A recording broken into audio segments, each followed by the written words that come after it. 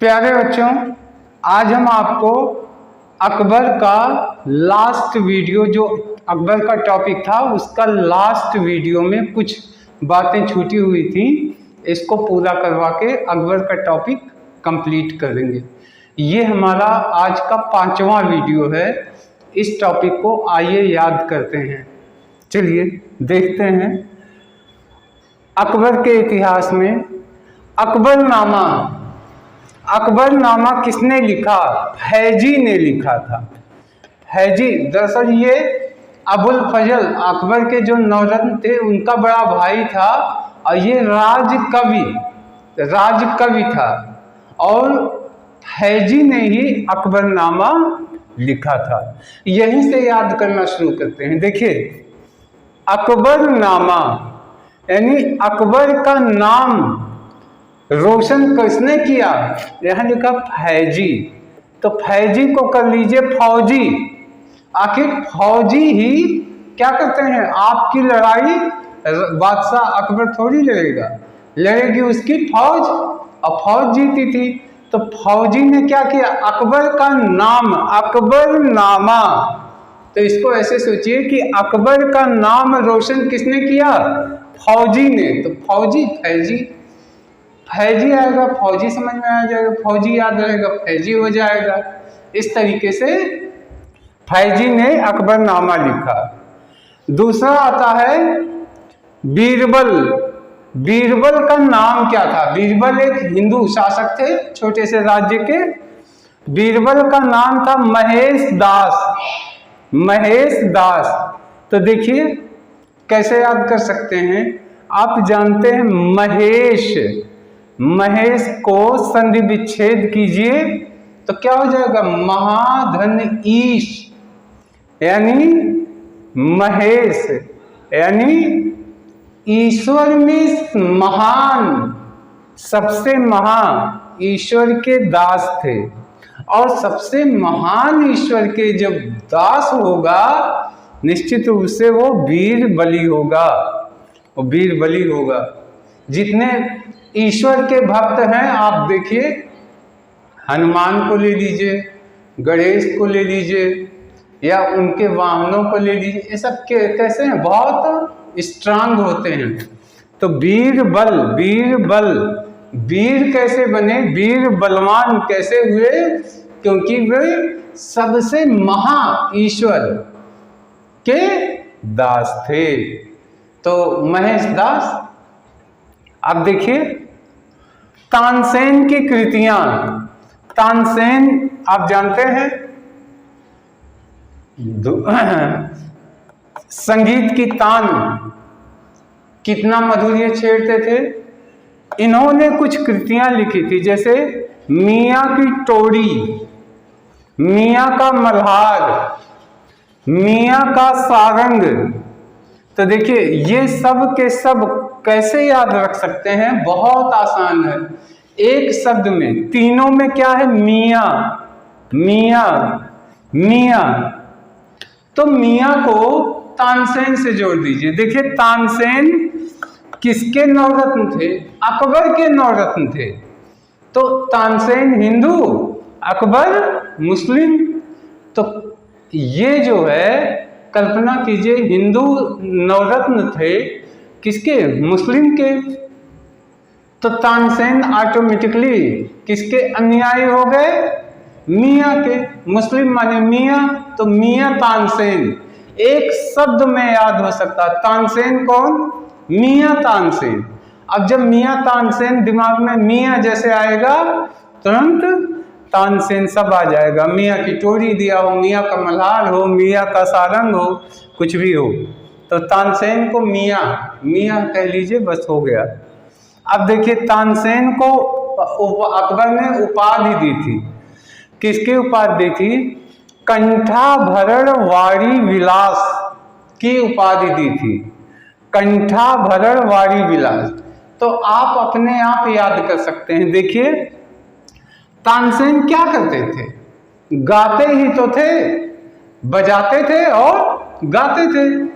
तो गाने से क्या हो गया? कंठाभरण, यानी अपने कंठ से ही उनका भरण पोषण होता था।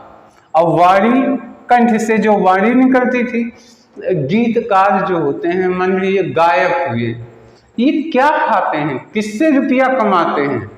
तो जाहिर सी बात है अपनी आवाज से ही रुपया कमाते हैं।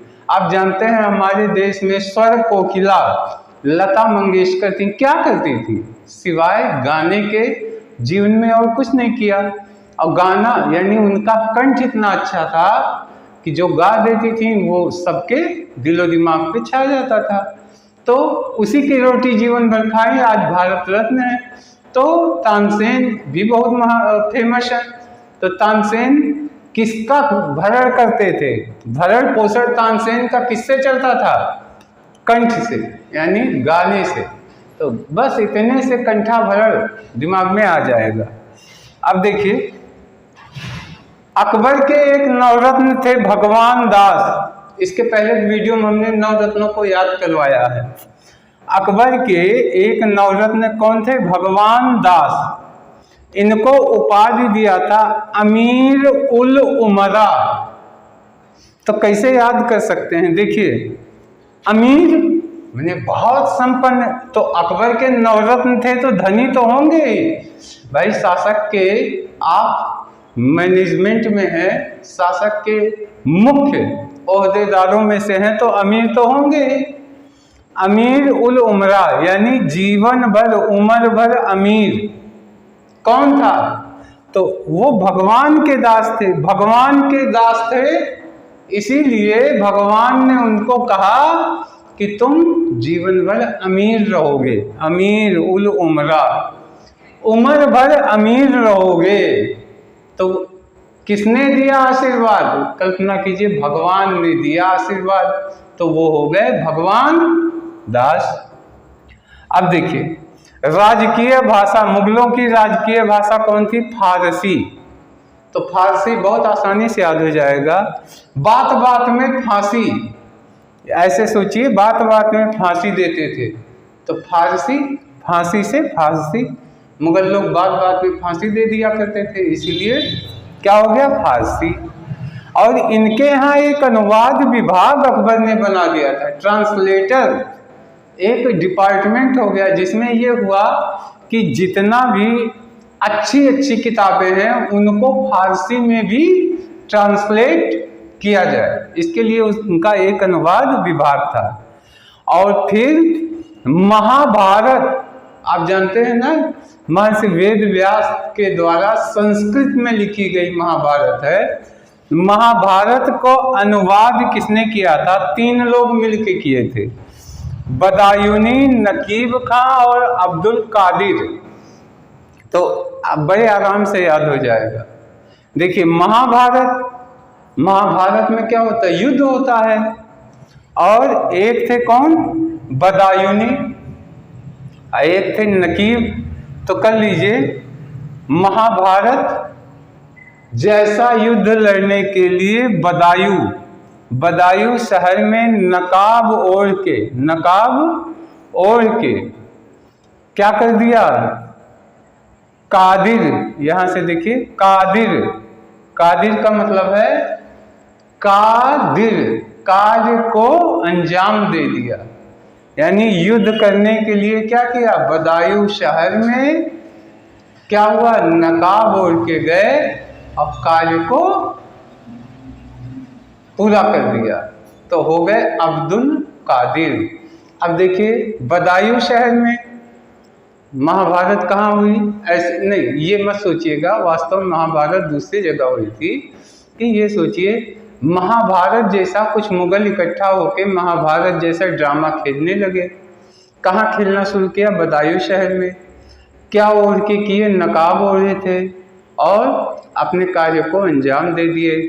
तो बदायूं शहर यानी बदायूनी, और इसके बाद नकाब तो नकीब खां, और इसके बाद कार्य को अंजाम दिए कादिर।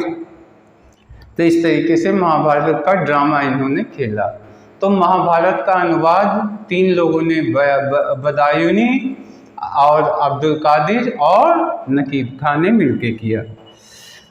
देखिए, यहाँ पे अकबर के कार्यकाल को हिंदी साहित्य का स्वर्ण काल भी कहा जाता है, क्योंकि उस समय लिखने पढ़ने की आज़ादी अकबर ने दिया था।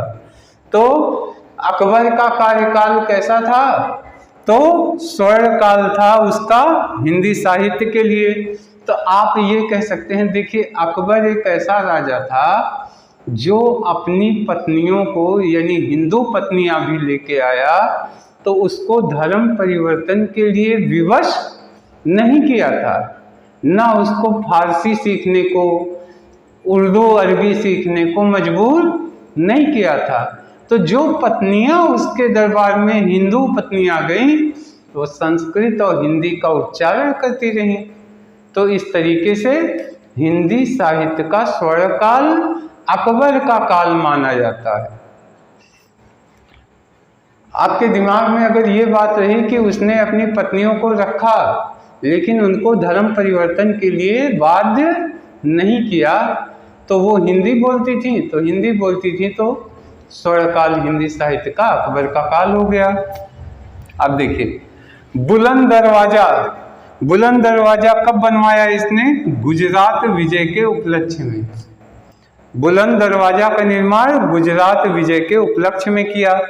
तो इसको आप कैसे याद कर सकते हैं? बहुत आसान है। देखिए गुजरात में क्या पहली बार उसने समुंदर देखा गुजरात में, और जब समुंदर देखा तो गुजरात से वापस आया तो कहा समुंदर इतना विशाल है तो हमारा जीत भी इतना ही विशाल होगा।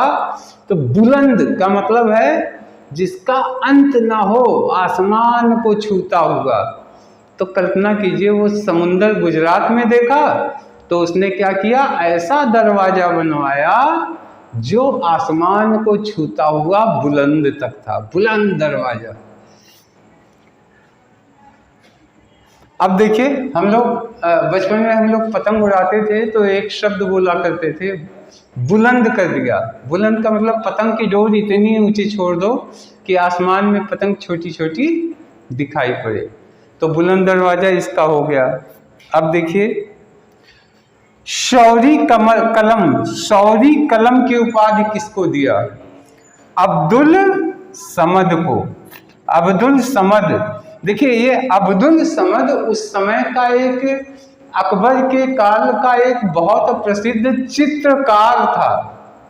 तो चित्रकार था तो हमने इसको याद भी करवाया है। ऐसे कल्पना कीजिए अब्दुल समद, तो समद को कर लीजिए समुंदर। तो एक चित्रकार था जिसने समुंदर का चित्र बना के अकबर के सामने भेंट किया, अकबर को दिया। अकबर उस समुंदर के दृश्य को देख के इतना खुश हुआ कि उसने उसको क्या दे दिया? शौरी कलम, उसको कलम दे दिया। ऐसा कलम जो उसके शौर्य का प्रतीक है कि तुम इतने बढ़िया चित्रकार हो। तो शौरी कलम किसको दिया? यानी कलम दिया किसको? समुंदर का जो चित्र बनाया। तो अब्दुल समद तुरंत दिमाग में याद आ जाएगा। अब देखिए एक उपाधि मिली थी अब मोहम्मद हुसैन कश्मीरी को, मोहम्मद हुसैन कश्मीरी को उपाधि मिली थी जड़ी कमल, जड़ी कमल। तो आप ऐसे ही हमेशा याद रख सकते हैं। देखिए ये कौन थे? मोहम्मद, ये कश्मीरी थे। और कश्मीरी में क्या मिलती है? जड़ी बूटी मिलती है। कश्मीर केसर के लिए मशहूर है। तो क्या हो गया, वहाँ ऐसे करते हैं। और ड्राई फ्रूट्स, काजू बादाम अखरोट गरी छुआरा, ये सब वहाँ बहुत मिलते हैं।